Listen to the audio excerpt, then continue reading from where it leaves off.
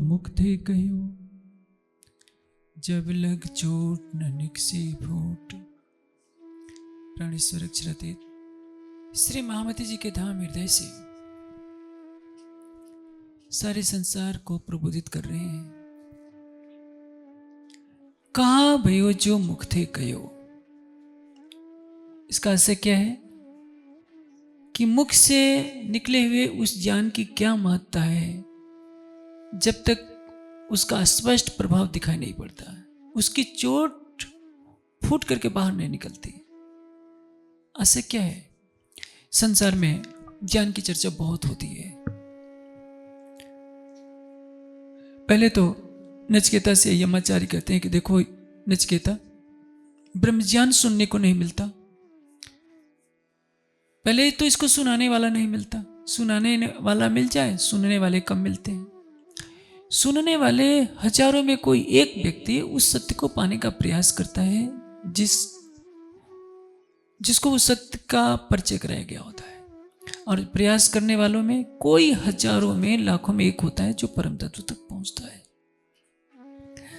तारतम्य ज्ञान की महत्ता क्या है शायद ये संसार नहीं जानता। यदि इसको जानना है तो आज देखिए कुंभ का आयोजन हो रहा है, करोड़ों लोगों ने स्नान किया है गंगा जी के त्रिवेणी के संगम में, गंगा यमुना के जल में। सरस्वती तो लोप हो चुकी है लेकिन नाम है त्रिवेणी अवश्य। सांख्य दर्शन ने कहा है ज्ञानात मुक्ति है, ब्रह्म ज्ञान से मुक्ति होती है। बंध है विपर्यात, इसके विपरीत अज्ञानता से बंधन होता है, जन्म मरण का चक्र चलता है। तो जब तक प्राणी ज्ञान की गंगा में स्नान नहीं करेगा तब तक उसको भवसागर से पार होना संभव नहीं है। पहली बात तो यह है, मैं कुंभ के परिप्रेक्ष्य में ज्यादा जाना नहीं चाहता, लेकिन आश्चर्य होता है जहां लाखों महात्मा जन इकट्ठे हुए हों, विदेश से भी आ रही हैं बड़ी बड़ी हस्तियां, और दीक्षा मंत्र में क्या मिल रहा है? किसी को काली का मंत्र मिल रहा है, किसी को शंकर जी का मंत्र मिल रहा है, किसी को पूछा जाए क्या सनातन धर्म यही है? सनातन किसको कहते हैं? सत्यम ब्रियात, सत्य बोलना चाहिए। प्रियम ब्रियात, प्रिय बोलना चाहिए। ना ब्रियात सत्यम अप्रियम, सत्य और अप्रिय नहीं बोलना चाहिए। ऐसा धर्म है सनातन, यह सनातन धर्म है। सनातन किसको कहते हैं? जो शाश्वत समय से चला आ रहा हो। सत्य वह है जो अनादिकाल से है, वर्तमान में भी है और अनंत काल तक रहेगा। सनातन सत्य कहाँ है? वेद में है। और हिंदू समाज वेद को पढ़ना ही नहीं चाहता, वेद की बात उसको पता ही नहीं है, फिर हम कैसे सनातनी हैं? आज जो कुछ सनातन के नाम पर चल रहा है वो तो उल्टा है, वेद के उल्टा है। इसलिए मनु जी ने कहा है कि नास्तिको वेद निंदा है, जो वेद की निंदा करते हैं वो नास्तिक होता है। हमारे हिंदू समाज की 70% जो मान्यताएं हैं वो वेद से उल्टी हैं, फिर हमें सनातनी कहलाने का तो कोई अधिकार ही नहीं।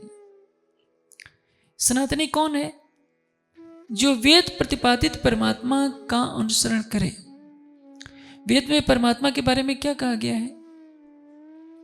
मैं आपको योगेश्वर श्री कृष्ण की वाणी गीता के ऊपर लेकर चलता हूं। जब से सृष्टि पैदा हुई है ऋषि मुनि वेद का चिंतन करते रहे, ज्ञान का प्रकाश करते रहे। महाभारत का युद्ध प्रारंभ होने जा रहा है, लेकिन अपने बंधु बांधवों को देखकर अर्जुन के मन में मोह छा जाता है कि मैं भीष्म पितामह पर बाण कैसे चलाऊंगा, जिनकी गोद में मैं खेला हूं, जिस आचार्य द्रोणाचार्य के चरणों में मैंने धनुर्विद्या प्राप्त की, उन पर बाण मैं कैसे चलाऊंगा? वे तो मेरे विरोध में खड़े हैं। मोह जगता है। योगेश्वर श्री कृष्ण उनको युद्ध के लिए तैयार करते हैं कि ततो युद्धाय युजस्व। अर्जुन तू युद्ध के लिए तैयार हो क्योंकि तुम्हें धर्म के रक्षा के लिए युद्ध करना है। सारा उपदेश देते हैं, और उस उपदेश में 15वें अध्याय का 16-17वां श्लोक भी होता है, जिसको हम सुंदर साथ बहुत सावधानी से पढ़ते हैं, दूसरों को सुनाते हैं। उसमें जो रहस्यमयी बात कही गई है, सृष्टि के प्रारंभ से आज दिन तक कोई जानता नहीं था। यथार्थम ज्ञान की महत्ता है कि आज सामान्य सुंदर साथ भी उस रहस्य को जानता है। उसमें क्या बात कही गई है? दो इमो पुरुषो लोके, इस संसार में दो पुरुष प्रसिद्ध हैं, क्षर और अक्षर। अब पुरुष क्या है कोई नहीं जानता। पुरुष वह है, सामान्य सी परिभाषा है, जो पुरी में शयन करता है वह पुरुष है, जो पुरी में सर्वत्र पूर्ण हो रहा है वह पुरुष है। तो निर्विवाद है कि पुरुष तो चेतन हुआ। सारे विद्वान क्या सोचते हैं कि ये शरीर पुरुष है। शरीर पुरुष कहां से हो जाएगा? गीता प्रेस की टीका देखिए, चिन्मयानंद जी की टीका देखिए, इस्कान की टीका देखिए, सभी क्या कहेंगे? ब्रह्मांड क्षर है, शरीर क्षर है। दोनों बातें गलत है। ब्रह्मांड क्षर है, सही है, शरीर क्षर है, लेकिन ब्रह्मांड क्षर पुरुष नहीं है, शरीर क्षर पुरुष नहीं है, पुरुष नहीं है, क्षर है। पुरुष तो चेतन होगा, उसको क्षर पुरुष कहलाने का अधिकार कहां से हो गया? ये शरीर क्षर पुरुष नहीं है, क्षर है। पुरुष तो इस क्षर जगत के अंदर व्यापक है, क्षर शरीर के अंदर व्यापक जो जीव है वो पुरुष है। इस रहस्य को योगेश्वर श्री कृष्ण की वाणी ने संकेतों में कहा, लेकिन तारतम्य ज्ञान के बिना कैसे संसार जान सकता था? बड़े बड़े मंडलेश्वरों के पास जाइए, शास्त्रार्थ महारथियों के पास जाइए, उनसे पूछिए कि क्षर सर्वाणि भूतानि कैसे हो जाएगा? सर्वाणि भूतानि तो बहुवचन में है, क्षरा शब्द एक वचन में है, तो या तो लिखे सर्वाणि भूतानि क्षरा, तब तो अर्थ बैठता है। क्षरा सर्वाणि भूतानि लिखा है, लेकिन लिपापोती करके कह दिया जाता है कि सभी प्राणी क्षर हैं। बहुवचन को एक वचन में कर दिया जाता है, एक वचन को बहुवचन में जोड़ दिया जाता है। कितनी बड़ी गलती होती है। कुटस्थ अक्षर है, जो कुटस्थ पुरुष है वो अक्षर पुरुष है। आप सोचिए, ये तो मैं ज्ञान की शुष्क बातों में ज्यादा आपको उलझाना नहीं चाहता, मोटे तौर पर मैं बताता हूं। जब उपनिषदों का उद्घोष है एकम एव अद्वितीयम, तो ये तीन पुरुषों की बात कहां की जा रही है? पुरुष तीन तो नहीं हो सकता, पुरुष तो एक ही है। हम कहते हैं कि जीव क्षर पुरुष है, मान लेते हैं, लेकिन इस ब्रह्मांड में जो संचालक है वो अक्षर पुरुष कैसे हो गया? वो तो कुटस्थ है, जो सृष्टि की रचना कर रहा है, सृष्टि के प्रारंभ में प्रकट हो रहा है, और सृष्टि के लय के साथ ही जो अपने मूल स्वरूप को प्राप्त हो जा रहा है वह भी क्षर पुरुष है। तो प्रश्न यह है कि आधुनिक वेदांत वालों ने कुछ प्रयास किया, उन्होंने क्षर पुरुष के रूप में सबल ब्रह्म, जिसको कहते हैं ईश्वर कहते हैं, आदि नारायण की मान्यता मानी, लेकिन एक बहुत बड़ा विद्वानों का समूह इस रहस्य से वंचित रहा। क्षर और अक्षर से भी परे जो उत्तम पुरुष है, जिसके लिए गीता कहती है कि यस्मात् क्षरात् अतीतो हम अक्षरात् अपि च उत्तमा वेदे च लोके अस्मिन् प्रार्थिता पुरुषोत्तमा। क्षर और अक्षर से भी परे उत्तम पुरुष है।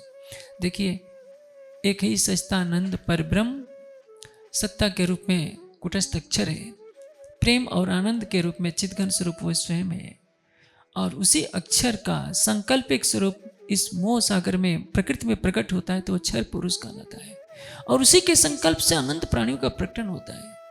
ये तारतम्य ज्ञान से दर्शाया जाता है। लेकिन जब कुंभ में जब बड़े बड़े जिनके मंडप में न जाने कितनों का खर्चा हुआ होगा, विदेश से आने वाली बड़ी बड़ी शक्तियां जब उनसे दीक्षा मंत्र प्राप्त करती है तो उनको काली माता के मंत्र की दीक्षा मिलती है, तो सोच करके आश्चर्य होता है कि गीता में क्या यही लिखा है काली माता का मंत्र? ये नेपाल की धरती पर एक गढ़ी माई का मंदिर है, मैंने सुना है, मैं गया तो नहीं हूँ, फोटो देखा हूँ बस। न जाने कितने लाख भैंसों की बलि चढ़ा दी जाती है, मांस वहां सड़ता रहता है। इन भैंसा काटने वालों से पूछिए कि भाई वेद के किस मंत्र में लिखा है, गीता के किस श्लोक में लिखा है, उपनिषद के किस वाक्य में लिखा है, वेदांत के किस सूत्र में लिखा है कि 1-2 नहीं, सैकड़ों नहीं, लाखों भैंसों को ला करके वहां काट दो कि मेरी घड़ी माई खुश हो जाए। कैसी है माता?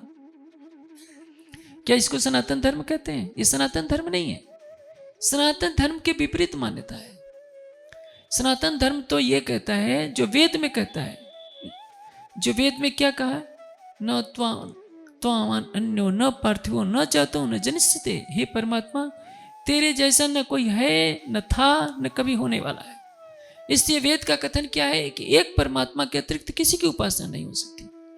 आप कुंभ में जाकर सुनाइए, लोग पत्थरों से मारना शुरू करेंगे, तो सनातन विरोधी हो गया, सनातन विरोधी हो गया। सच्चा सनातनी वह है जो वेद के अनुसार केवल एक सच्चिदानंद परमात्मा की आराधना करता है, जो गीता कहती है कि यस्मात् क्षरात् अतीतम अक्षरात् अपच उत्तम।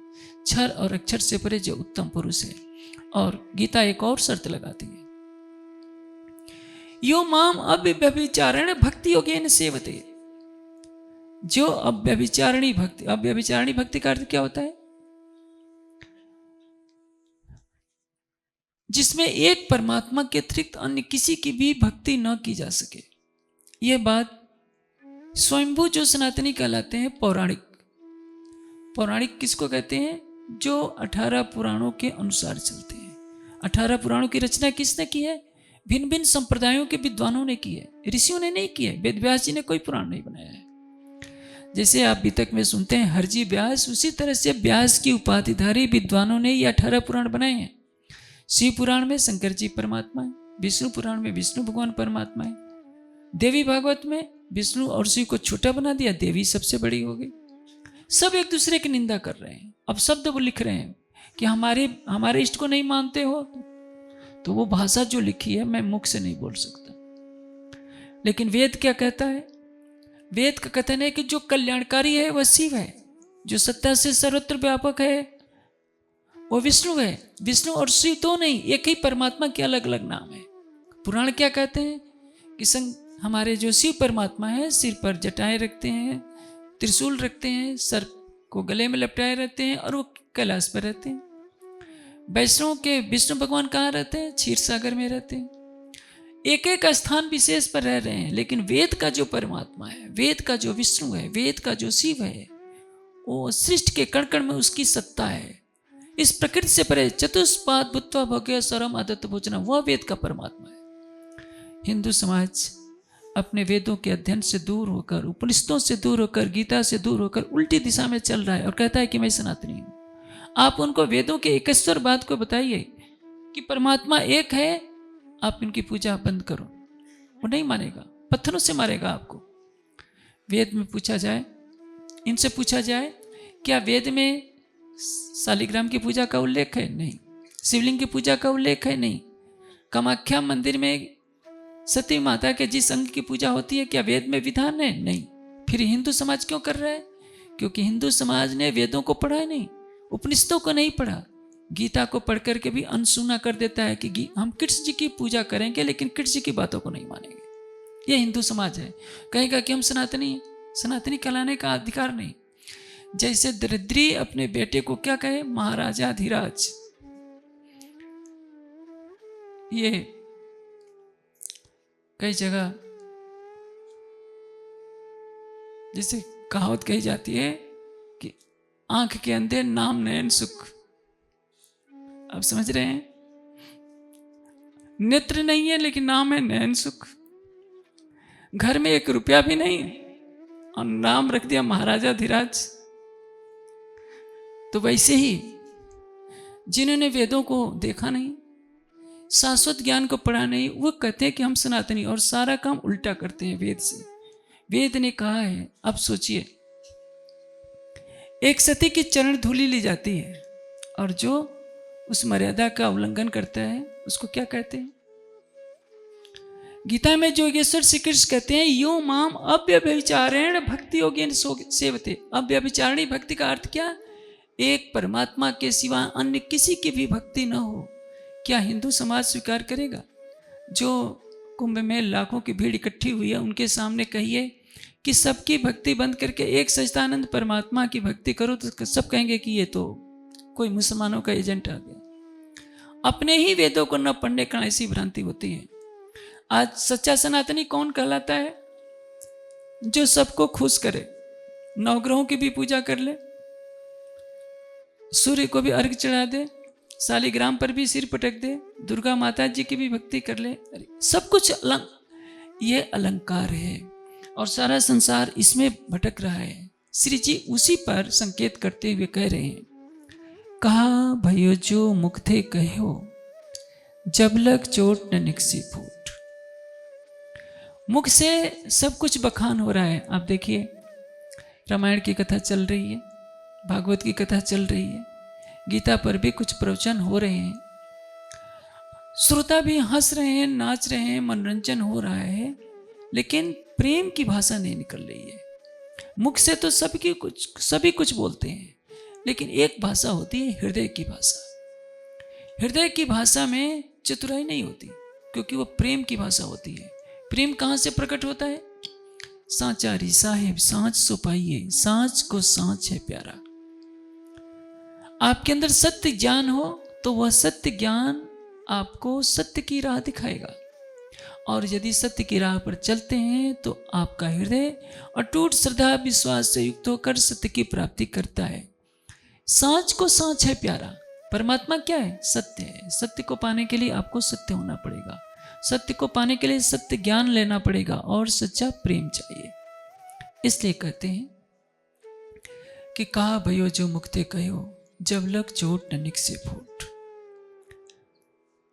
प्रेम बाण तो ऐसे लगत हैं, अंग होते हैं टूक टूक। प्रेम का बाण क्या होता है?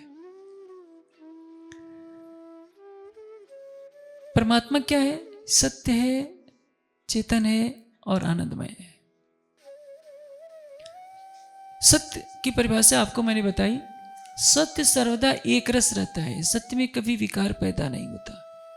जब सृष्टि नहीं थी तब भी सत्य था, जब सृष्टि नहीं रहेगी तब भी सत्य रहेगा, और सृष्टि चल रही है तो सत्य से ही चल रही है। इसलिए वेद के एक मंत्र में कहा, सत्येन उत्वित्ता भूमि, पृथ्वी सत्य से टिकी हुई है। तो यदि हम सोचते हैं कि सत्य का उल्लंघन करके हम आनंदित हो जाएंगे तो भ्रम है। इसलिए सत्य सनातन धर्म कौन है? जो मूलतः वेद में लिखा है वह सत्य है। वेद के विपरीत चाहे कितने भी बड़े विद्वान ने बोला हो, वो सत्य नहीं माना जा सकता। और सत्य से परे परम सत्य होता है। सत्य का मूल कहाँ है? परम सत्य में। इसलिए इसको वेद ने क्या, ऋतम च सत्यम च। सत्य क्या है? अक्षर है। अक्षर से परे कौन है? अक्षरातीत है। अक्षरातीत के आवेश से अवतरित होने वाली यह वाणी दिखाती है कि प्रेम के बाण कैसे होते हैं। जिसने सागर में डुबकी लगा लिया, जिसने श्रृंगार में डुबकी लगा लिया, जिसने सत्रुति की विरह की वाणी को आत्मसात कर लिया, जिसने एक आत्मा के हृदय की बिलखने की भावना को सिंधी में पढ़ लिया, जिसने कलश में विरह और प्रेम की रसधारा में डुबकी लगा लिया, वो जानता है अक्षरातीत कौन है और उसके प्रेम के सागर में डुबकी कैसी लगाई जाती है। प्रेम के बाणों को वही समझता है। संसार के में जो भी ज्ञान की चर्चा हो रही है, अब देखिए भागवत के एक एक कथाकार एक एक हफ्ते का जो उसको क्या कहेंगे, दक्षिणा कहें, जो भी कहें, 1-2 लाख में बजट नहीं होता है, कई कई लाख में बजट होता है। 20-20 लाख से भी ऊपर एक हफ्ते का भागवत के कथाकारों को देना पड़ता है। होता क्या है, जो भागवत के श्लोकों में लिखा है वे अपने तरह से अच्छी तरह से प्रस्तुत करते हैं, गायन के द्वारा, संगीत के द्वारा, नृत्य के द्वारा। कोई उठना नहीं चाहता, लाखों की भीड़ होती है, ये अच्छी बातें हैं। लेकिन सुंदर साथ को समझना चाहिए कि संसार के सारे ग्रंथों के रहस्यों को उजागर करने वाली जो तारतम्यवाणी उन्हें प्राप्त हुई है, वह सारे संसार को राह दिखाएगी कि सत्य क्या है। और सत्य को जब हम प्रस्तुत करते हैं हृदय से बोलने का तात्पर्य क्या है? जिसके हृदय में सत्य है, जिसने सत्य को साक्षात्कारकृत किया है, सत्य का साक्षात्कार किया है, जो सत्य से प्रेम करता है, जो सत्य में डूबा होता है, उसका मुख तो बोल रहा होता है लेकिन वास्तव में बोलने वाला उसका हृदय होता है। महामती जी की आत्मा कह रही है, कहा भयो जो मुख थे कहो, जब लग चोट न निकसी फूट। प्रेम बाण तो ऐसे लगत है, अंग होते हैं टुक टुक। टुक टुक होने का तात्पर्य क्या होता है? वारी रे वारी मेरे प्यारे में तुम पर वारी, बलिहारी होना। टुक टुक होने का अर्थ है निछावर होना। जिसके हृदय में प्रेम के बाण टुक लग जाएंगे, उसका हृदय टुक टुक हो जाएगा, स्वयं को निछावर कर देगा। ज्ञान की चर्चा तो सभी सुनते हैं। ज्ञान अंधेरे में भटकते हुए प्राणी को सत्य की राह दिखाता है। इसलिए योगेश्वर श्रीकृष्ण जी ने एक बात कही है कि ज्ञानी तो मम आत्मा एवं, ज्ञानी तो मेरी आत्मा है। देखिए, भक्त जो है भक्ति करके अपना मोक्ष कर लेता है, लेकिन ज्ञानी भक्त जो है स्वयं की मुक्ति तो करता ही है, संसार के दूसरे प्राणियों को भी मुक्ति के मार्ग पर चलने की प्रेरणा देता है। वो अपने कल्याण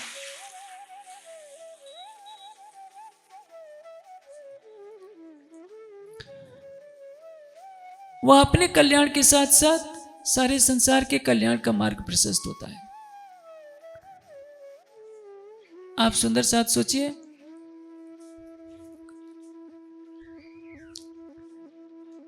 इस कार्यक्रम का महत्व क्या है। यदि इस कार्यक्रम में ज्ञान की चर्चा ही ना हो, देखिए भारतवर्ष के कई प्रांतों से सुंदर साथ आए हैं, नेपाल के कई जिलों से सुंदर साथ आए हैं। किसके लिए? आपको किसने यहां बुलाया है? ज्ञान की प्यास ने बुलाया है। ज्ञान का अमृत जब हृदय में प्रवेश करता है तो अंदर में उमड़ते हुए अज्ञानता के अंधकार के बादलों को छिन्न भिन्न कर देता है। और जिसके हृदय में अज्ञानता का अंधकार नहीं रहता, सत्य के प्रकाश से प्रकाशित हो जाता है, उसका जीवन धन्य हो जाता है। मनुष्य को बुद्धि इसीलिए मिली है कि वो सत्य को ग्रहण करे, असत्य के को अपने हृदय से निकाल फेंके। मानव जीवन का सबसे बड़ा लक्ष्य क्या होना चाहिए? हम सत्य के उस मार्ग पर चलें। इसलिए जो क्रियाकांड में रहने वाले हैं वो भी जब भोजन करते हैं तो क्या बोलते हैं? सत्यंत वर्तेन परिसिंचाम। मैं ज्ञान को, ब्रह्म को प्रकृति अर्थात जल से सींच रहा हूं। ज्ञानात मुक्ति, ये हमारा उद्घोष है हमारी संस्कृत का। लेकिन आज हिंदू समाज उसी ज्ञान का तिरस्कार कर रहा है।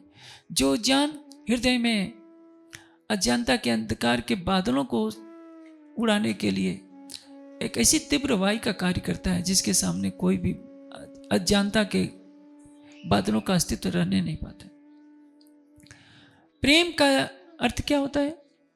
प्रेम किसको कहते हैं? प्रेम बाण तो ऐसे लगत हैं, अंग होते हैं टूक टूक। सत्य ज्ञान की जहां वर्षा होती है, प्रेम का बाण भी वहीं लग सकता है। मैं छोड़ दीजिए, बाद में कीजिएगा।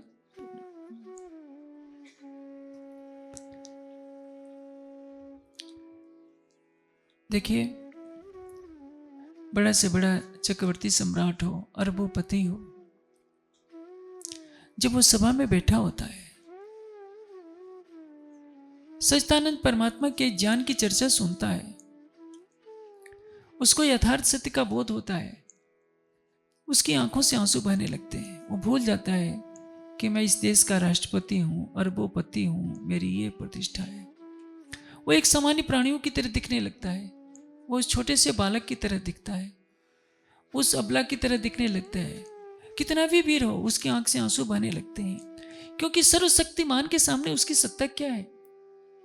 हम जिस छोटी सी पृथ्वी पर रहते हैं, इस पृथ्वी पर हमारा अस्तित्व क्या है? मनुष्य को देखिए, वो अपने धन पर, अपने यौवन पर, अपने पद पर कितना इतराता है। वह भूल जाता है कि इस पृथ्वी पर उसके जैसे करोड़ों व्यक्ति हैं जो उससे अधिक सुंदर हैं, उससे अधिक धनवान हैं, उससे अधिक ऊंचे पद पर हैं।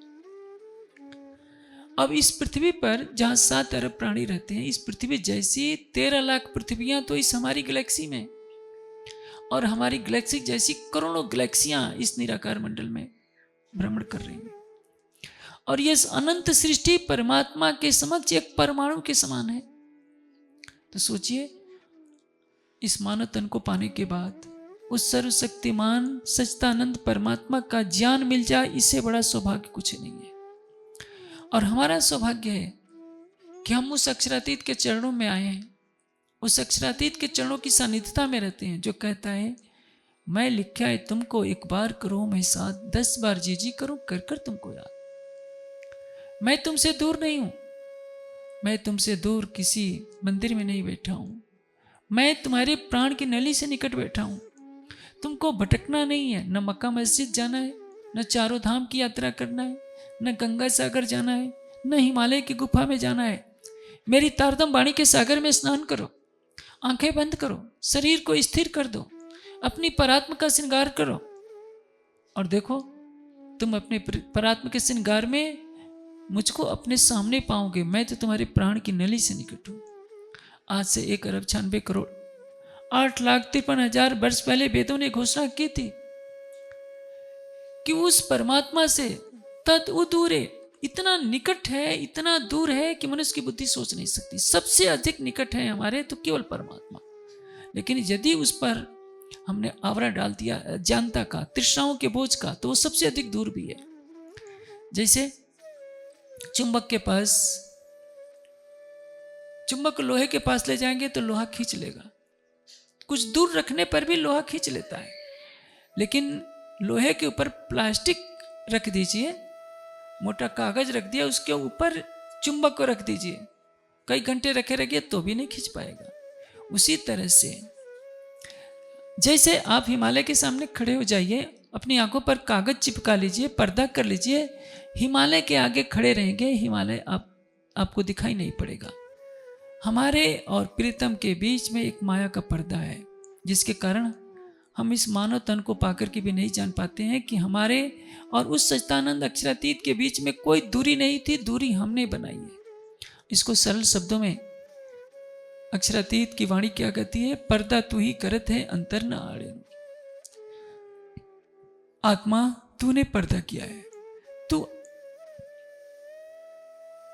तू आपे न्यारी हो थे पीऊ नहीं तुझसे दूर। पर्दा तू ही करत है अंतर न आड़े तू। तेरे और उसके बीच में तो कोई पर्दा था ही नहीं, पर्दा तूने बनाया है। यदि प्रेम के ये शब्द जो एक आत्मा की पुकार के रूप में निकलते हैं तो क्या होता है? अंग होते हैं टूक टूक, हृदय टुकड़े टुकड़े हो जाता है। अन्यथा क्या होता है? एक ज्ञान होता है वाचिक ज्ञान और एक होता है आत्मज्ञान। बौद्धिक ज्ञान को ग्रहण करके जब हम केवल बोलते हैं तो उसको क्या कहेंगे? वाचक ज्ञान। ग्रंथों में लिखा है, पढ़ लिए हैं और उसको प्रस्तुत कर रहे हैं। जैसे एक बार, मैं नाम नहीं लूंगा, एक IFS अधिकारी हैं, भागवत की कथा करते हैं। भागवत की चर्चा कर रहे थे, अचानक उनकी फीस तो बहुत ज़्यादा होती है, एक भागवत की लगभग उस आज से 20 साल पुरानी घटना है, कम से कम 7-8 लाख से ऊपर ही होती थी। आयोजकों से उनका विवाद हो गया। अरे भाई छोड़ दो। विवाद का विषय था कि भागवत करते समय जो चढ़ावा होना चाहिए वो भी मेरा ही होना चाहिए। आयोजकों ने कहा कि जो आपसे तय हुआ केवल वही मिलेगा, जो चढ़ावा चल रहा है वो आयोजक समिति का होगा। भागवत करते उन्होंने कहा कि मैं तो भागवत नहीं सुनाता। आप भागवत से प्रेम की शिक्षा दे रहे हैं, लेकिन पैसे के लिए आप ही झगड़ा कर रहे हैं। तो क्या है? बौद्धिक ज्ञान है और उसको हम प्रस्तुत कर रहे हैं मुख से, तो इसको क्या कहते हैं? वाचक ज्ञानी, क्योंकि हम उस ज्ञान को बोल रहे हैं। लेकिन यदि बोलने वाला अपने आराध्य की भक्ति में डूब गया है तो उसको वाचक ज्ञानी नहीं कहेंगे। मुख से वो भी बोल रहा है। जिसने किसी परमहंस की वाणी को सुना है तो परमहंस उस सत्य को जानता है। इसी को कबीर जी ने दूसरे शब्दों में कहा, पाड़े मेरा तेरा कहा एक क्यों होई, मैं कहूं आंखन देखी तू कहे पोथी देखी। मैं तो आंखों से सत्य को देख कर रहा हूं और तुम किताब पढ़ करके बोल रहे हो। यह वाचक ज्ञानी का और यथार्थ ज्ञानी का अंतर होता है। बुद्ध ने सत्य को देखा, उस सत्य को आत्मसात किया तो बोला। रामकृष्ण परमहंस ने जिस सत्य की अनुभूति की उसको बोला। रामकृष्ण परमहंस पुस्तकी विद्वान नहीं थे, उनके सामने बड़े बड़े विद्वान आते हैं, शास्त्रार्थ करते हैं, बहस करते हैं। बुद्ध भी मौन है, रामकृष्ण परमहंस भी मौन है, तो उन्होंने सत्य को देखने का प्रयास किया है। लेकिन जहां बुद्ध की पहुंच नहीं हुई, जहां रामकृष्ण परमहंस जी की पहुंच नहीं हुई, तारतम वाणी की पहुंच वहां तक होती है। क्योंकि ये नूर आगे थे आया, अक्षर ठौर के पार, ये सब जाहिर कर चले आया निज दरबार। सारा संसार छर पुरुष क्या है नहीं जानता था, वो छर जगत को छर पुरुष बनाए बैठा था। जड़ जगत पुरुष कैसे हो सकता है? पुरुष तो चेतन होता है। इसलिए आज आवश्यकता है यह जानने की कि परम सत्य क्या है और परम सत्य को प्राप्त करने का साधन क्या है। प्रेम बाण तो ऐसे लगत है अंग होता है टुक टुक। ये वाणी किसने कही? उस अक्षरातीत की वाणी है जिसके लिए कहा गया कि ये बानी सुनते जिनको आवेश न आया अंग, सो नहीं नेचे वासना ताको करूं जीव भेले संग। इस तारतम वाणी के प्रकाश को सुनने के पश्चात जिसके हृदय में प्रेम का आवेश नहीं आया, महामती जी कहते हैं ताको करी जीव भेले संग, उसको मैं जीव मानता हूं। ब्रह्मात्मा की पहचान क्या है? बहुत पुकार करूं किस खातिर, ए तो सुपन स्वरूप बेहद बनज का होएगा साथी, सो एक लवे हो से टुक टुक। एक लवे हो से टुक टुक का अर्थ क्या होता है? जब ब्रह्मवाणी के कुछ शब्दों को जिसने सुना उसका हृदय टुकड़े टुकड़े हो जाता है। टुकड़े टुकड़े होने का तात्पर्य क्या है? देखिए, एक तीर पत्थर पर मारिए, क्या होगा? पत्थर का छेदन नहीं कर पाएगा, उसकी नोक भी खराब हो जाएगी, गिर पड़ेगा। लेकिन वही तीर केले के पेड़ पर मारिए, केले के पेड़ में धंस जाएगा, वो उससे रस निकलने लगेगा, क्योंकि केले का पेड़ कोमल है और पत्थर कठोर है। जिसका हृदय संसार के विषयों को भोगते भोगते कठोर हो चुका है, वह परम धाम की प्रेममयी वाणी को आत्मसात नहीं कर पाता। अर्जुन के गांडी से जो तीर निकलता था और शिखंडी के धनुष से जो तीर निकलता था, दोनों में अंतर है।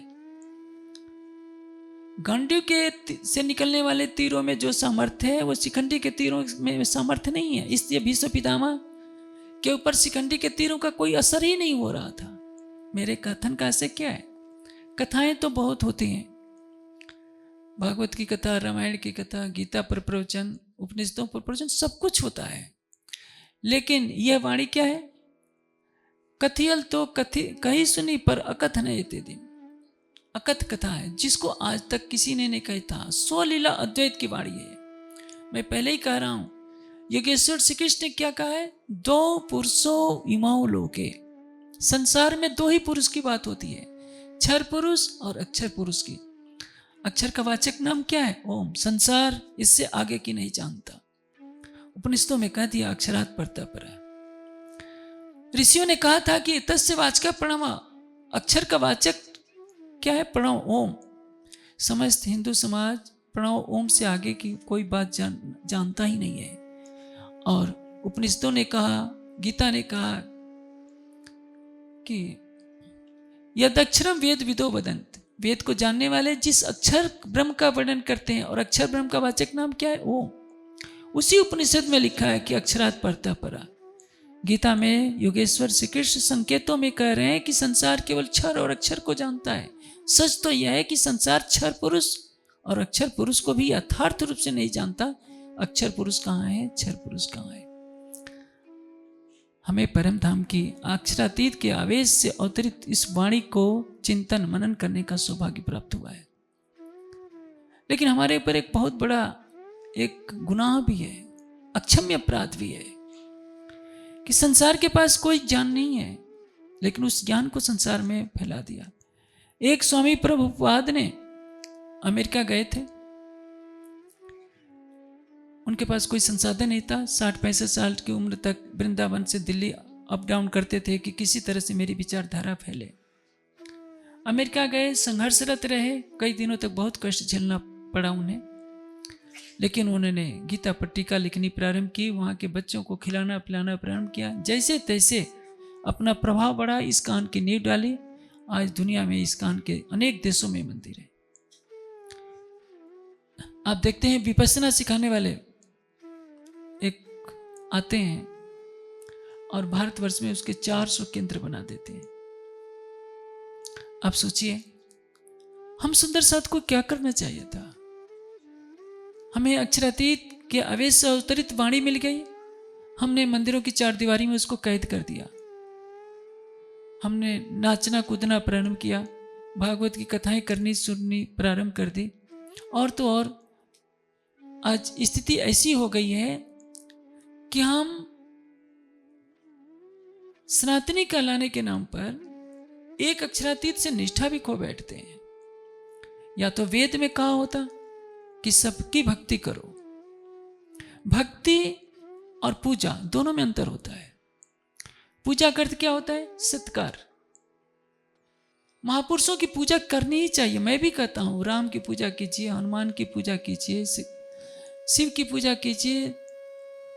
पूजा करने का तात्पर्य क्या है? उनके प्रति हृदय में सम्मान होना चाहिए। मातृदेवो भव, माता देवता है, देवता की तो पूजा की जाती है।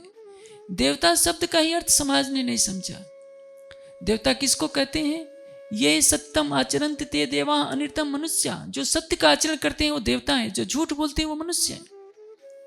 पहली माता कौन है? पहला देवता कौन है? माता, जिसने जन्म दिया है। दूसरी देवता कौन है? पिता। माता पिता से रहित एक बालक अनाथ कहलाता है। सृष्टि का कर्ता परमात्मा तो स्वयं पालन करेगा नहीं, क्योंकि वो तो कुटस्थ है। माँ के रूप में परमात्मा के हृदय में जो अनंत करुणा है, दया है, प्रेम है, उसका एक अंश माँ के अंदर प्रविष्ट होता है और माँ गीले बिस्तर पर सोकर मल मूत्र को उठाकर बच्चे का पालन पोषण करती है। पिता 24 घंटे मजदूरी करके परिवार का पालन पोषण करता है। इससे भी परे एक और व्यक्तित्व होता है जो मनुष्य को मनुष्य बनाता है, जो ज्ञान के चक्षु खोलता है। प्रजनन क्रिया चलती रहेगी, वंशावलियां आती रहेगी, जाती रहेगी, लेकिन गुरु के बिना मार्गदर्शक कौन है? कौन बताने वाला है कि मानव तन का उद्देश्य क्या है? वो ज्ञान चक्षु दे करके हमें मनुष्य बनाता है, परमात्मा की ओर चलने के लिए प्रेरित करता है। तो ये 3 देवता है, मातृदेवो भव, पितृदेवो भव, अतिथि देवो भव, आचार्य देवो भव। इन देवताओं को तो कोई पूजा नहीं करता। आजकल की नई पीढ़ी तो, भारतीय संस्कृति में तो हाथ जोड़कर प्रणाम करने की परंपरा है, आजकल तो केवल सिर हिला दिया जाता है। बूढ़े माता पिता का कोई सम्मान करना नहीं चाहता। साक्षात जो देवता है आपके घर में, उसकी तो उपेक्षा हो रही है। देवी है, देवी कौन है? मैं एक चीज बता दूं, हिंदू समाज को अपनी आंखें खोलनी चाहिए सत्य को जानने के लिए। स्कंद पुराण में दुर्गा देवी की कहानी लिखी है। दुर्गा सप्तशती उसी से निकली है। और उस कहानी का मैं संक्षेप में अलंकारिक वर्णन कर देता हूं। महिषासुर राक्षस को मारने के लिए देवताओं में बैठक होती है। सभी देवता इकट्ठे होते हैं और उनके शरीर से एक तेज निकलता है जो दुर्गा देवी का रूप धारण कर लेता है और महिषासुर का वध कर देता है। सभी देवता अस्त्र शस्त्र देते हैं। यह बात अलंकारिक है, यथार्थ घटना नहीं है। मनुष्य के अंदर दैवी और आसुरी दोनों प्रवृत्तियां हैं। आसुरी प्रवृत्ति महिषासुर राक्षस है और दैवी शक्तियां प्रकट हो जाएं, अज्ञान रूपी राक्षस का वध कर दें। यही महिषासुर और दुर्गा का संघर्ष है, जिसमें दैवी शक्तियों की विजय दर्शाई जाती है। इस कथानक को न समझने के कारण सबने सोचा कि अष्टभुजा या 10 भुजा वाली दुर्गा है जो महिषासुर का वध करती है, तो क्यों ना हम भैंसों को हम भी काटना शुरू कर दें। एक गढ़ी माई में यही परंपरा चली गई। अरे भाई, वो किस्सा कहानियों के माध्यम से कम पढ़े लिखे लोगों के लिए कहानी बना दी गई कि इसको कुछ समझें। इन्होंने सच्ची घटना मानकर बेचारे भैंसों को काटना शुरू कर दिया। जो घर में देवी स्वरूपा मातृशक्ति है, उसको तो आप तिरस्कार करते हैं।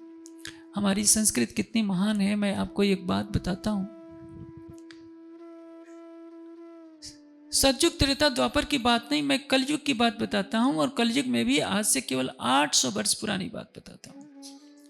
राजा भोज, वहां के सुंदर साथ, ये जो झाबुआ जिले में, झाबुआ जिले के पास राजा भोज की राजधानी थी। उनके दरबार में जो भी कवि रहते थे, उनमें एक थे कालिदास जी भी थे। किसी दरबारी ने कहा कि महाराज, आपकी महारानी से ज्यादा सुंदर तो आपके कवि की पत्नी है। उनके दरबार में माघ कवि थे जो कश्मीर के थे, और कश्मीर के लोग सुंदर होते ही हैं। भोज सोचे कि मैं चलकर देखूं तो मेरे कवि की पत्नी कितनी सुंदर है, मेरी महारानी से भी सुंदर है। माघ चल देते हैं अकेले भेष बदलकर। उस समय संयोग से माघ कवि थे नहीं। माघ की पत्नी ने दरवाजा खोला, देखा कि महाराज यहां खड़े। महाराज माघ ने कुछ नहीं बोला, एक पल के लिए चेहरे की तरफ देखा और तुरंत वापस मुड़ गए, एक शब्द बोला भी नहीं। माघ की पत्नी बोलती है, सोचती है कि हमारे जिस महाराजा के दृष्टि आज तक किसी पराई स्त्री के ऊपर नहीं गई है, क्या कारण है कि आज महाराज चल कर आए और मेरी तरफ देखिए। आप सोचिए, एक महाराजा जो पराई स्त्री की तरफ आंख नहीं उठाता, उसके सम्मान में सिर झुका लेता है। अब सोचिए हमारी संस्कृति कितनी महान रही है। यह है देवी की पूजा। आप पत्थर की देवी के सामने भैंसों को काटोगे, यह देवी की पूजा नहीं है। आप अपने हृदय में अपनी सात्विक भावनाओं को, दैवी शक्तियों को प्रकट कीजिए। हर स्त्री को मातृशक्ति के रूप में उसका सम्मान कीजिए। यही है देवी की पूजा। ये तो होता नहीं। दहेज कम मिला, लड़की को जला दिया। पत्थरों के भगवान से अच्छा है जो जिस नारायण ने इतने प्राणियों को बनाया है, ये सारी मूर्तियां उसकी बनाई हुई है। भगवान की बनाई हुई मूर्तियों को हिंदू समाज ठुकराता है और अपनी मूर्तियां बनाकर प्राण प्रतिष्ठा करके उनकी पूजा करता है। तो ये सच्ची पूजा नहीं है, ये सनातन धर्म नहीं है। सनातन धर्म वो है जो कहता है कि जितने प्राणी हैं वो परमात्मा की बनाई हुई मूर्तियां हैं। ईश्वर सर्वभूतानां हृदय से तिष्ठति अर्जुन। सभी प्राणियों के हृदय मंदिर में परमात्मा। आप उस परमात्मा को भिक्षुक मत बनाओ कि आज भोग लगाने के पैसे नहीं है, आज हमारे भगवान को या आभूषण नहीं है, भगवान के मंदिर की छत चू रही है। अरे भगवान को तो तुमने भिक्षुक बना दिया। ये वेद का उपहास कर रहे हो। ये सनातन धर्म नहीं है। शंकराचार्य जी ने परा पूजा में क्या लिखा है? पूर्णस्य आवाहनम कुत्र सर्वाधारस्य आसनम। मैं वही बातें कह रहा था कि आज हिंदू समाज भटक चुका है। सत्य ज्ञान जो होना चाहिए था वो नहीं है और इसके लिए हम दोषी हैं। हमें अक्षरातीत ने आज से 300 वर्ष पहले तारतम वाणी दी थी और हमसे यही आशा रखी कि परम धाम की आत्माएं सारे संसार के अज्ञानता के अंधकार को दूर करेंगी, सबको परम धाम का मार्ग दिखाएंगी। और हम कितने भी बहाने बनाएं, हमें इस अपराध के लिए शायद क्षमा परम धाम में नहीं मिल पाएगी। जिनके पास कोई ज्ञान नहीं था, आज वो डिंडिम घोष के साथ अपने ज्ञान की ध्वजा पताका फहरा रहे हैं और हम थोड़ी सी संख्या लेकर के सिमट गए। हमने कुछ मंदिर बना लिया, बस घंटे घड़ियाल बज रहे हैं, वाणी का कोई प्रकाश नहीं, चर्चा नहीं, चितवनी नहीं, तो फिर क्या हम करेंगे? तारतम ज्ञान का प्रकाश पाकर यदि हमारे पास 1 घंटा आधे घंटा समय नहीं है चितवनी के लिए, यदि हम आधे 1 घंटा वाणी का चिंतन नहीं कर सकते, तो हमारा सुंदर साथ कहलाना व्यर्थ है। आप सोच रहे होंगे कि राजन स्वामी जब देखो तो खंडनी करते हैं। मैं नहीं कह रहा हूं, आपकी वाणी कह रही है अक्षरातीत। क्या वाणी में लिखा है? जो कदी दिल में हक लिया, जो कदी दिल में हक लिया, कुछ किया ना प्रेम मजबूर, ताए क्यों कहिए मोमिन दिल लख्या नूर बिलंद। जिन ताले लिखा नूर बिलंद। आप सोचिए, जो कदी दिल में हक लिया, कचुकिया न प्रेम मजकूर। यदि आपको कहीं चर्चा के माध्यम से मिल गया, कुछ थोड़ी सी वाणी पढ़ ली, आपको ये लग गया कि राजी हैं, बस आपने 5 बार तारतम का पाठ कर लिया, चरणामृत प्रसाद ले लिया, परिक्रमा कर ली, बस इसी को सब कुछ मान लिया। मैं ये नहीं कह रहा हूं कि इसको मत कीजिए, लेकिन इसको अंतिम उपलब्धि न मानिए। जो कदी दिल में हक लिया, कछु किया न प्रेम मजकूर। क्या करना है आपको? प्रेम की वार्ता। आपका अक्षरातीत आपके प्राण की नली से भी निकट है, तो आप उससे प्रेम से वार्ता तो कीजिए। आंखें बंद कीजिए, अंतर की आंखों से देखिए, अपने दिल की आंखों से उससे बात कीजिए। आप जितना प्रेम करते हैं, आपसे अनंत गुना वह ज्यादा प्रेम करता है। आप तो संसार के लिए जी रहे हैं, परिवार के लिए जी रहे हैं, समाज के लिए जी रहा है, और वह केवल आपकी ओर देख रहा है कि मेरी ब्रह्मात्मा कब मेरी तरफ दृष्टिपात करेगी। आप देखना भी नहीं चाहते। क्यों? क्योंकि सारे ब्रह्मांड का बोझ आप पर ही है। कहते हैं कि समय ही नहीं मिलता है, ये काम है, ये काम है। आज तक सृष्टि में किसी का काम पूरा नहीं हुआ है, न कभी होगा, क्योंकि ये सृष्टि का नियम है। अपने प्राणेश्वर के लिए, अपने आराध्य के लिए आप यदि कुछ मिनट नहीं दे सकते, 1 घंटा दे नहीं सकते कि हमारे अंतः चक्षु खुल जाएं, अंतः श्रवणों से उनकी हम मधुर वार्ता को सुन सकें, अंतः की वाणी से हम उनसे वार्ता कर सके, अंतः चक्षुओं से देख सके, तो हमारे इस जीवन को धिक्कार है। इसलिए वाणी क्या कहती है? रूह नैनो दीदार कर, आत्मा के चक्षुओं से देखिए। रूह जुबां हक सो बोल, रूह की आत्मा की जीवा से उनसे बातें कीजिए। रूह कानों बातें सुने, यही पट रूह अर्ज का को, और आत्मा के कानों से उनकी प्रेम भरी आवाज को सुनिए, तो जीवन का लक्ष्य सार्थक होता है। इसलिए वाणी कह रही है, जो कदी ते दिल में हक लिया, कछ किया न प्रेम मजकूर, ताए क्यों को ये मोमिन जिन लिखा बिलंद नूर। जिनको बारे में कहा जाता है कि वो परम धाम से आए हैं, और परम धाम के ब्रह्मणी इस संसार में आकर यदि तारतम वाणी का चिंतन भी नहीं करना चाहते, कुछ कर भी लेते हैं तो भी प्रत्यक्ष बातें नहीं करना चाहते, उनका जीवन निरर्थक है। इसलिए क्या करना होगा? सबको प्रेम की तरफ कदम बढ़ाना पड़ेगा। इसलिए तो ऐसा कहा है कि प्रेम बाण तो ऐसे लगत है, अंग होते है टुक टुक, हृदय टुकड़े टुकड़े हो जाता है। और जब टुकड़े टुकड़े हो जाता है तो उसकी स्थिति क्या हो जाती है? लगी वाले कुछ और न देखे, पिंड ब्रह्मांड वाको हेरी नाही। वो खेले प्रेमे पार पियासो, देखन को तन सागर माई। उसका शरीर भी अन्यों की तरह ही दिखता है, देखन को तन सागर माई, भव सागर में भी उसका शरीर दिखता है, वो वैसे ही चलता फिरता है। लेकिन जिसको उसकी लग जाती है, लगी वाली कुछ और न देखे। कुछ और न देखने का तात्पर्य क्या है? उसको राज्य के प्रेम के अतिरिक्त कुछ नहीं दिखाई देता है। इस प्रकरण की पहली चौपाई में क्या कहा है? कहा भयो जो मुक्ते कहो, जो जब लग चोट न निकसे फूट। संसार में आध्यात्मिक ज्ञान की तो चर्चा हो रही है, लेकिन मुख से कही जा रही है, कानों से सुनी जा रही है। न तो हृदय के मुख से बोला जा रहा है, न हृदय के कानों से सुना जा रहा है। हृदय के कानों से सुनने वाली वाणी क्या है? ये तारतम वाणी, जो हमें अपने मूल स्वरूप की तरफ ले जाती है। हमारे मूल स्वरूप क्या है? ये जो हमारे शरीर है, ये हमारा स्वरूप नहीं है, ये तो मिट्टी का पुतला है। किसी जीव ने स्त्री का तन धारण किया है, किसी ने पुरुष का तन धारण किया है, किसी का तन बालक है, किसी का शरीर युवा है, किसी का शरीर वृद्ध है। आप शरीर नहीं हो, आप शुद्ध बुद्ध आत्मा हो, यही तो पहचान करानी है। हम पढ़ते हैं, दूसरों से भी कहते हैं कि हम परम धाम से आए हैं, ब्रजराज के बाद अब फिर परम धाम जाएंगे, सब कुछ कहते हैं, लेकिन शरीर का भाव नहीं छूटता। यही शरीर तो बंधन है। कल मैंने कहा था, यही शरीर बंधन का भी कारण है और यही शरीर मोक्ष का भी कारण है। इस शरीर से मोह रखेंगे, केवल सुंदरता बनी रहे, हम स्वस्थ रहें, अच्छी बात है, लेकिन मोह रखना और आत्म तत्व को भूल जाना, ये सबसे बड़ी अज्ञानता होगी। इसलिए शरीर को साधन बनाकर साध्य हम बनाएं, हम आत्मा के स्वरूप में रमण करें, मन के अधीन न हो, मन को अधीन करके अपने प्रीतम से प्रेम करें, तो परिणाम क्या होगा?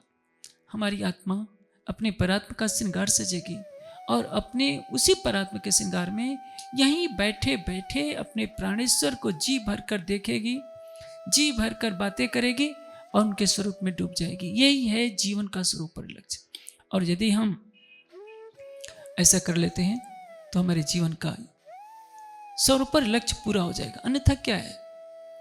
अब देखिए, कुछ वर्ष पहले जो आज 50 साल के थे, वो कभी 25 साल के थे, वो भी कभी 16 साल के थे। हम आंखें बंद करके अपने अतीत के बारे में कभी चिंतन करें। जो आज 70-80 वर्ष की अवस्था में है, कि कभी वो भी 6-7 साल के बालक थे। काल चक्र का पंछी उड़ता गया और एक बालक किशोरावस्था की दहलीज पर खड़ा होता है।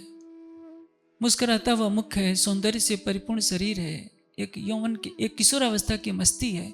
समय पंख लगाकर उड़ता जाता है, वो युवा अवस्था में प्रवेश करता है, पुनः गृहस्थ जीवन में प्रवेश करता है, अर्थोपार्जन करता है। धीरे धीरे आंखें कमजोर लगने लगती है, अधेड़ापन आने लगता है, अधेड़ा अवस्था प्रवेश करती है, समय बदलता जाता है, सिर के बालों में सफ़ेदी आ जाती है, कमजोर शरीर हो जाता है। 80 साल तक आते आते लगता है कि कब गिर पड़ेगा, लाठी लेकर चल रहा है। यही तो शरीर की कहानी है। शरीर जन्मा, शरीर बूढ़ा हुआ, शरीर ही मरेगा, शरीर ही नष्ट होगा। आप न कभी जन्मे, न आप कभी बूढ़े होंगे, न आप कभी मरेंगे। आप अनादि काल से हैं, अनंत काल तक रहेंगे। आप इसको समझिए। अहम शुद्धो अस्मि, अहम बुद्धो अस्मि, अहम संसार माया परिवर्जितो अस्मि। मृत्यु मुझे मार नहीं सकती, मैं शुद्ध बुद्ध आत्मा हूं, मैं सच्चिदानंद परिवहन के लाद नहीं सकती हूं। सब कुछ था, लेकिन उस सच्चिदानंद प्रीतम के साक्षात्कार का मार्ग नहीं था। आज साक्षात्कार का मार्ग मिला है, तो आज शरीयत की पगडंडी पर चलने की कोई आवश्यकता नहीं। हमें वैष्णव कहलाने की आवश्यकता नहीं है। हम वैष्णव नहीं है। या वैष्णव की गति देखो रे, वैष्णव महामत इनसे भी ना आ रहा। इस प्रकरण से पूर्व के प्रकरण की अंतिम चौपाई है, सांचारी साहेब सांच सुपाइये, सांच को सांच है प्यारा। यह वैष्णव की गति देखो रे, वैष्णव महामत इनसे भी नहीं आ रहा। हम कौन हैं? आप संध्या आरती में क्या गाते हैं? चांद सूरज के गम नहीं, नई पाओ को काम, पहुंचे सो आवे नहीं, सोई मुकुंद निज धाम। जहां सूर्य चंद्रमा विद्युत अग्नि का प्रकाश नहीं, जहां के कण कण में ब्रह्म है, उससे भी परे परम धाम के हम ब्रह्मात्मा हैं। और यदि हम संसार के लोगों की तरह केवल कर्मकांड को ही सब कुछ मान ले, और आजकल तो होड़ चल गई है कि चाहे कुछ भी हो जाए हमें सनातनी कहलाना है, भले इसके लिए राज्य को छोड़ना पड़ जाए। हम दो नावों पर सवार होना चाहते हैं कि संसार में हमें सनातनी भी कहा जाए। आप तो सनातनी से भी पहले हो। सनातन किसको कहते हैं? जो सत्य है। आप तो परम सत्य की अंगना हो। सत्य और परम सत्य क्या है? सत्य क्या है? अक्षर। परम सत्य क्या है? अक्षरातीत। अक्षरातीत की आह्लादनी संसार वालों से प्रमाण पत्र चाहती है कि हम भी आपके झमेले के हैं। आप अपनी परात्मा के स्वरूप को देखिए, अपनी आत्मा के धाम हृदय में अपने प्राणेश्वर को जी भर कर देखिए। यही जीवन का स्वरूप पर लक्ष्य है। और मैं तो यही कहूँगा कि अक्षरातीत के हृदय में जो प्रेम का एक सागर उमड़ रहा है, अनंत सागर जिसकी कोई और छोर नहीं, उसकी एक बूंद महामती जी के धाम हृदय में प्रवेश करती है और सागर बन जाती है। नूर सागर सूर मार्फत सब दिलों करसी रोशन। महामती जी के धाम हृदय में परम धाम के प्रेम की एक बूंद सागर बन जाती है और तारतम वाणी की 18,758 चौपाइयों को प्रकट करती है। हमारे अंदर भी वो सामर्थ्य है। हम भी उस एक बूंद को लेकर अपने अंदर अपने प्रीतम को बसाएं, तो आपके हृदय में भी प्रेम का सागर उमड़ने लगेगा। क्योंकि वह एकत्व की आप अंगना है, वहदत परम धाम की आपकी जो ब्रह्मात्मा है, उसको भी वही अधिकार है जो महामती को अधिकार था। केवल इतना है कि आपको महामती जी के दर्शाए हुए पद चिन्हों पर चलने का प्रयास करना है। जो महामती जी को शोभा मिली वो शोभा किसी को नहीं मिली, लेकिन परम धाम के ब्रह्मात्मा होने से आपको भी अधिकार है कि जिस मार्ग पर उन्होंने चलकर दिखाया है आप चलिए। आप अपने जीवन में प्रेम का मार्ग अपनाइए, श्रद्धा और समर्पण का मार्ग अपनाइए। अटूट विश्वास और अटूट समर्पण ही आपको इस संसार में रहते रहते माया से परे करेगा और यहीं बैठे बैठे आपको प्रीतम का साक्षात्कार कराएगा। इसी को कहते हैं जागनी। और जब तक आप इस लक्ष्य को प्राप्त नहीं कर सकते, इस खेल में आना ही आपका व्यर्थ है। मैं आशा करता हूँ कि सुंदर साथ मेरे इन वचनों को अंगीकार करेंगे और जागने के स्वर्णिम पथ पर तेजी से चलने का प्रयास करेंगे। अधिक जानकारी हेतु हमारी वेबसाइट www.spjin.org पर आएं और हमारे YouTube चैनल को सब्सक्राइब करें। धन्यवाद।